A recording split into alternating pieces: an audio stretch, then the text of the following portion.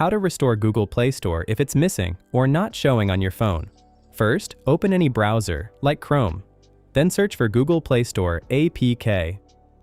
Now, you'll usually see websites like APK Pure or APK Mirror. You can choose either one as both are safer websites.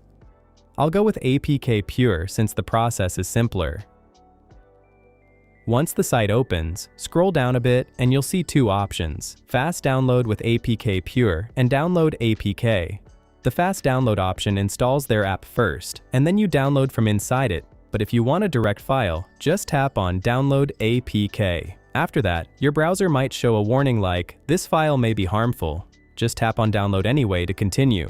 The APK file will start downloading. Once the download is complete, tap on the file.